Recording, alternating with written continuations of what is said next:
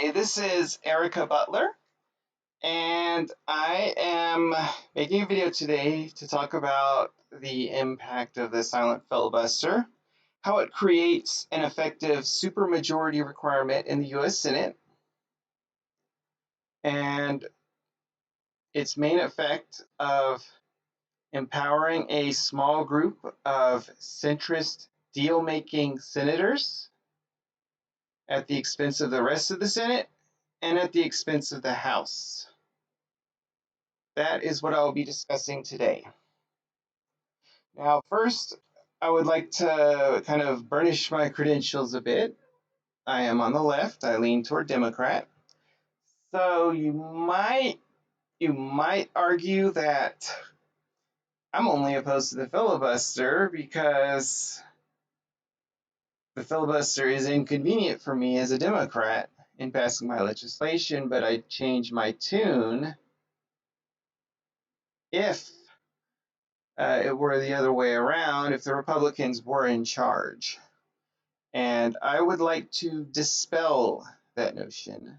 So before I go to the main topic, I would like to dispel that first.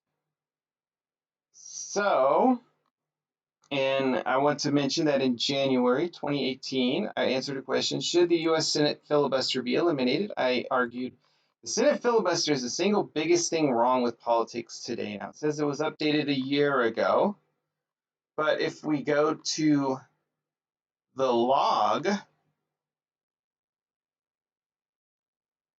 of the answer, you can see that I uploaded the answer on January 21st, 2018, and the only changes I made since then was adding this and just giving it a hyperlink, and that was it. Everything else stayed the same. So this is the answer I wrote in 2018. And I mentioned my motivation here. I remember the Congress that served from 2009 to 2011, a Congress dominated by the Democrats.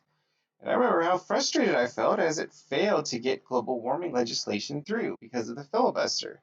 As instead of a proper universal health care system, we got some watered down BS, again because of the filibuster, etc. Following that Congress, I felt a sense of resentment as we had the majority in the presidency, so why couldn't we accomplish this? I imagine many of the people who voted for Trump and the GOP must be feeling the same way with the way the filibuster works now. The government that controls Congress and the president can't get anything done because the opposite party just obstructs whatever it doesn't like. And I'm arguing that's kind of dysfunctional. So let me go to this answer. Let's go ahead and discuss exactly what I'm talking about with the filibuster, and then to segue into to give some historical authority to my argument about how it empowers a small group of centrist dealmakers. I will also be looking at what James Madison and Alexander Hamilton wrote in the Federalist Papers. Now, to clarify what I'm talking about with the filibuster, now many people, when they hear the word filibuster, they think of Jimmy Stewart standing up for principles and overcoming the pain and difficulty of standing up speaking for several hours straight.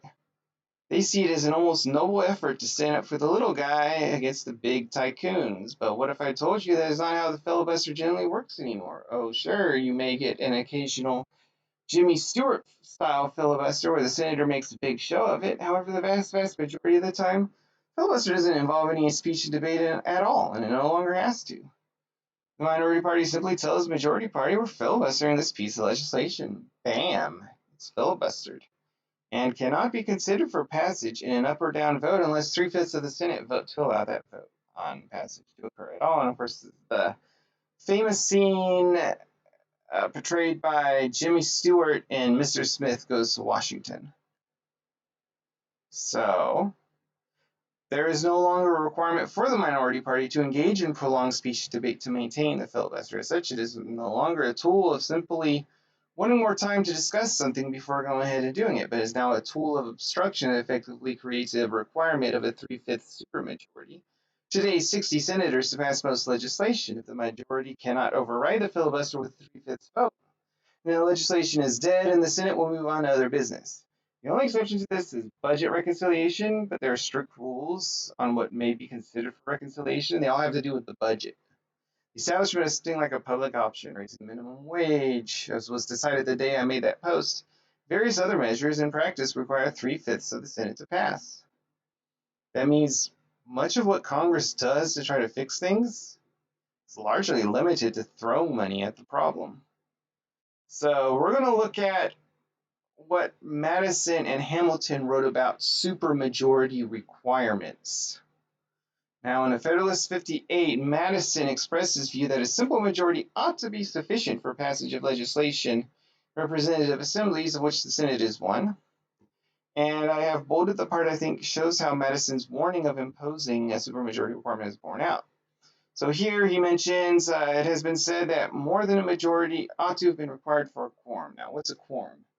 A quorum in a legislative body is basically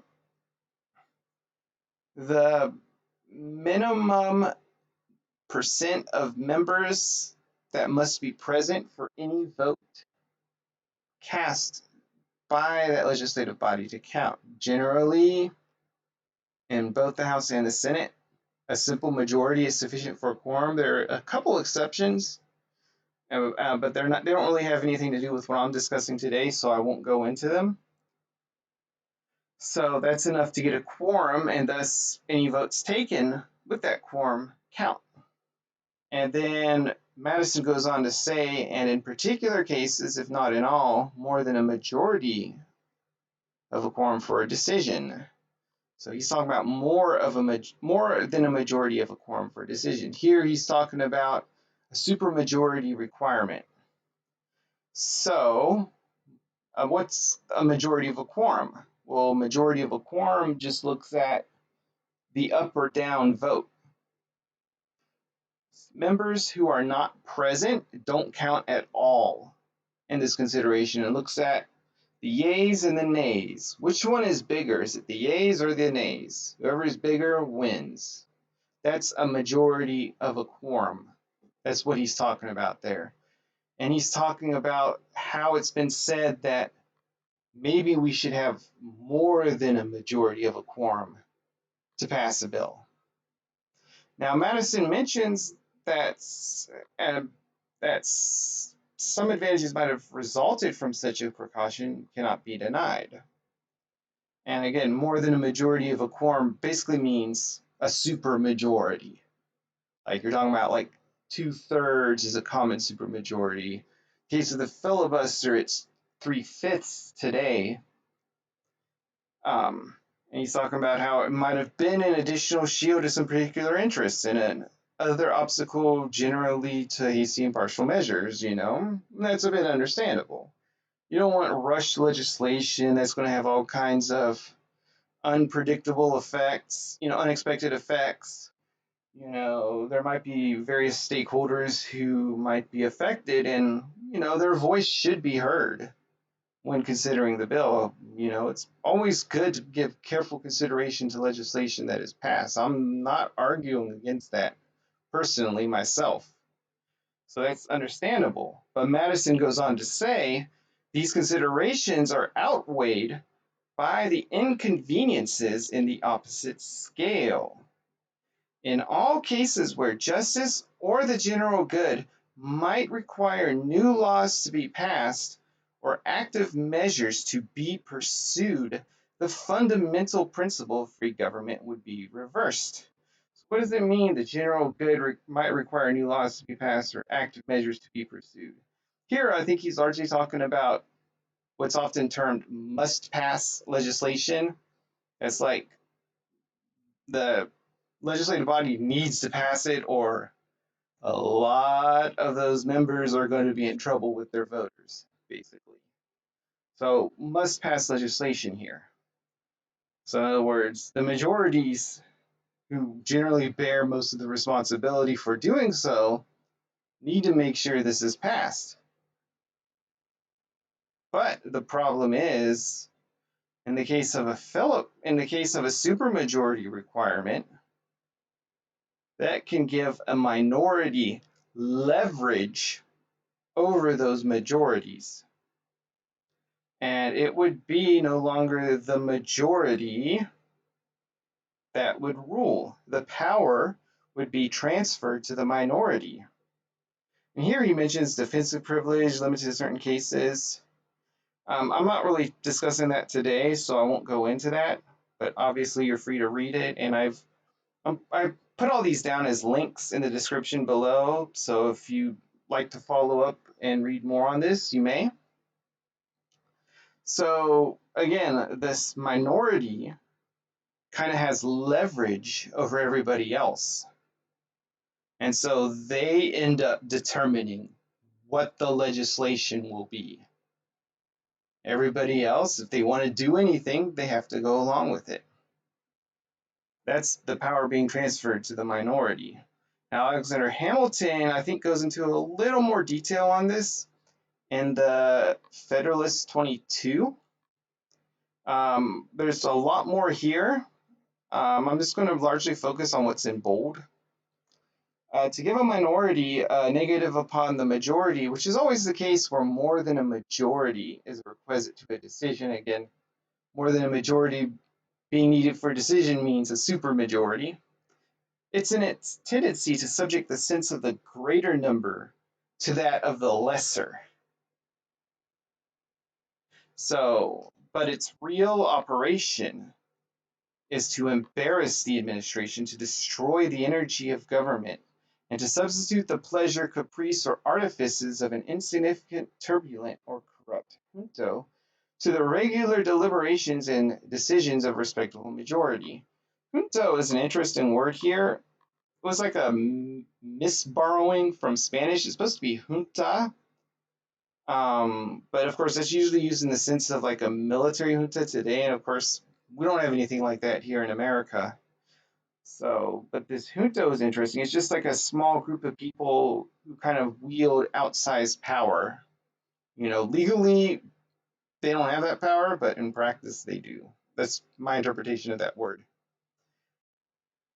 Um, so going to this next statement, if a pertinacious basically means stubborn or fixed, or kind of fixed on what they're doing and they can't really be persuaded otherwise. So if a pertinacious minority can control the opinion of a majority, respecting the best mode of conducting it, the majority, in order that something may be done, must conform to the views of the minority. That's that leverage that I was talking about earlier. And thus the sense of the smaller number will override that of the greater and give a tone to the national proceedings, hence tedious delays. Continual negotiation and intrigue, contemptible compromises of the public good. Now, a lot of this stuff here, I am definitely going to go into in other videos. But again, I'm just referring to the leverage that the filibuster gives to this small group of centrist deal makers in the Senate. So here is where he's talking about that kind of leverage in must-pass situations. So as an example to this, I am going to be looking at a bill that passed the Senate last month, that passed Congress last month and was signed by President Biden regarding guns and mental health for children, in response to the Uvalde school shooting. It was kind of interesting how that happened, and going to a press release from Mitt Romney a few weeks after the shooting, he mentions a bipartisan group of senators announced agreement.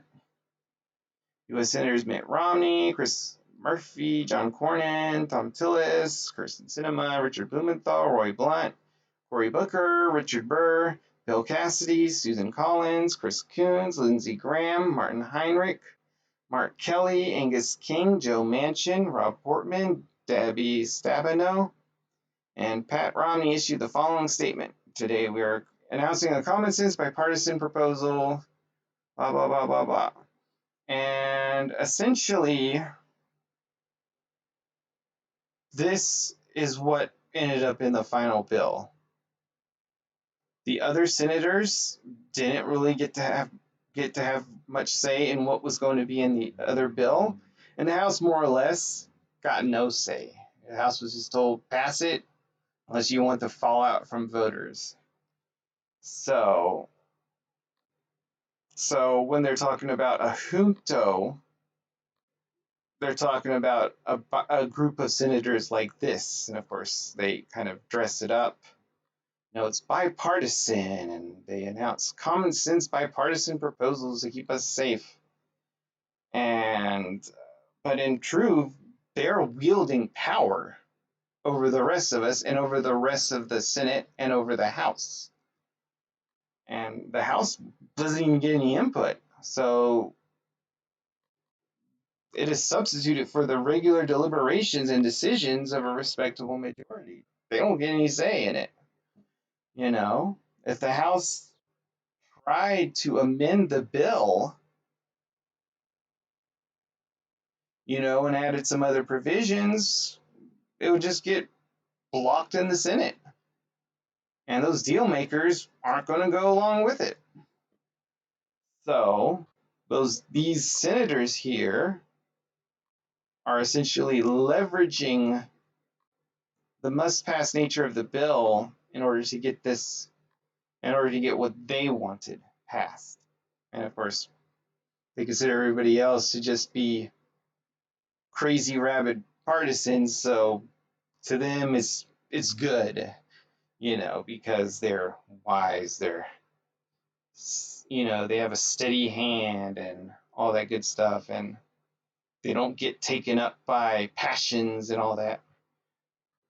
So let's look at the bill itself in order to get a greater sense of what I'm talking about. So the bill in question was S2938. And I'm looking at this on congress.gov. It's the Bipartisan Safer Communities Act is what it was called. And it became law on June 25th when it was signed by President Biden.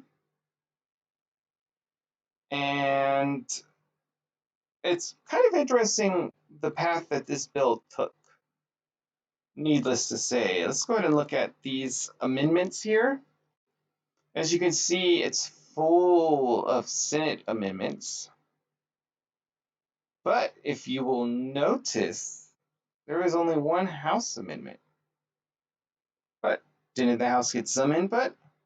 Well, if you look a little more closely, the House's input had nothing to do with the main purpose of the bill. See, the action on this was taken on May 17th, before the school shooting that gave the impetus to passing this bill. So let's look at what this amendment did. So what was the House's contribution to this bill? Let's go ahead and go to the text. So this is what it looks like when it was introduced in the Senate, and prepare to be amazed. And again, this is for the Bipartisan Safer Communities Act. So this is its original text.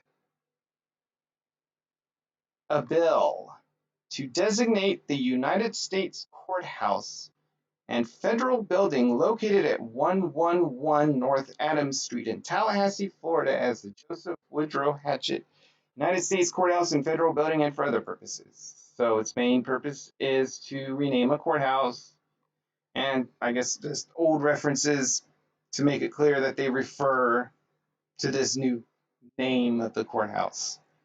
And that was it. That's what the original bill was about. Now let's look at the House amendment, engrossed amendment, House, May 18th, which was when the House passed it. The first time the House passed the bill. So engrossed amendment. So what was the House's contribution? The House's contribution was just to add to the rename of the courthouse to also rename a post office in Petaluma, California. Apparently it's named after some famous politician that's, I guess, well beloved in that area. That was it. This was the House's contribution to this bill, renaming a post office in Petaluma, California. now, and to be clear, I am still talking about the Bipartisan Safer Communities Act. Now let's look at the Senate amendment on June 23rd. Look at this scroll bar. There is a lot more here. A lot more. So you still have the renaming of the courthouse and post office, but now you have this title. It's now called the Bipartisan Safer Communities Act, and it's now got a table of contents, and of course it includes these renamings. But now it has Division A, Mental Health and Firearms Provisions, Title 1. Children and Family Mental Health Services, Title 2. Firearms. Title 3, Other Matters. Subtitle A, Extension of Moratorium on something about kickbacks.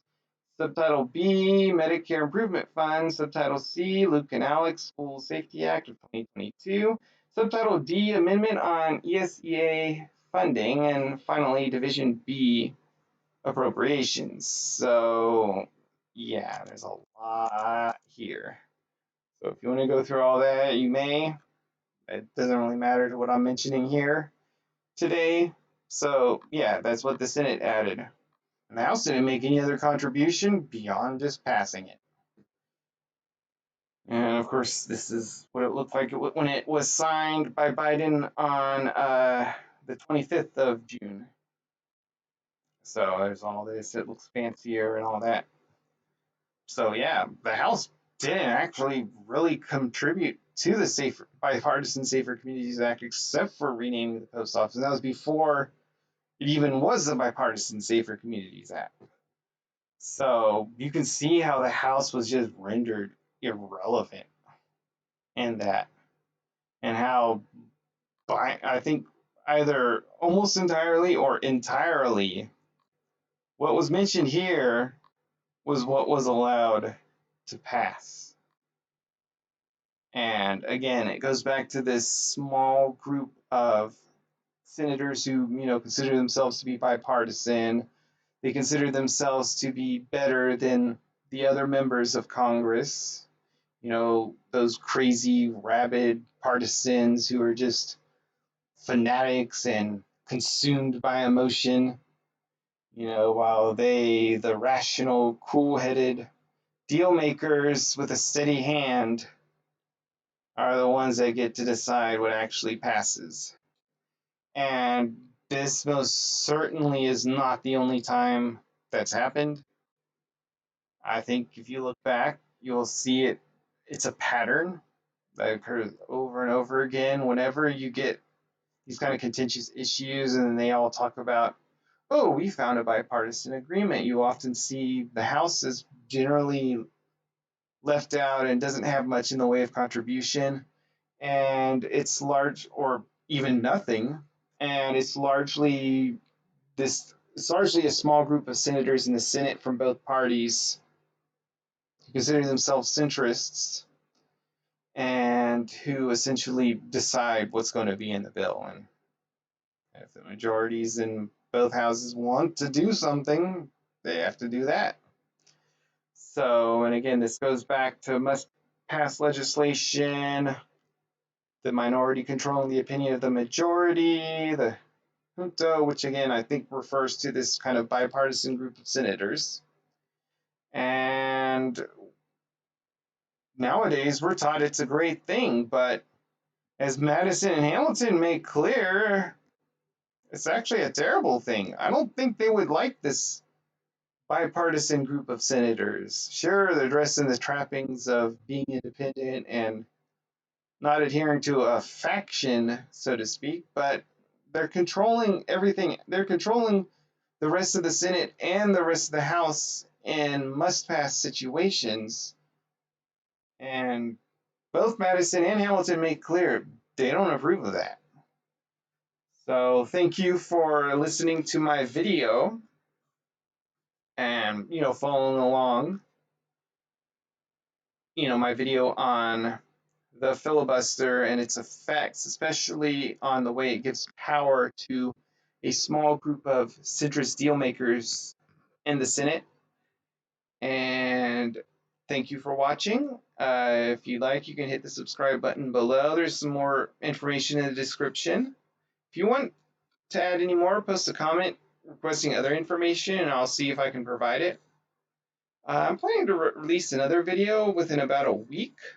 So until next time, take care.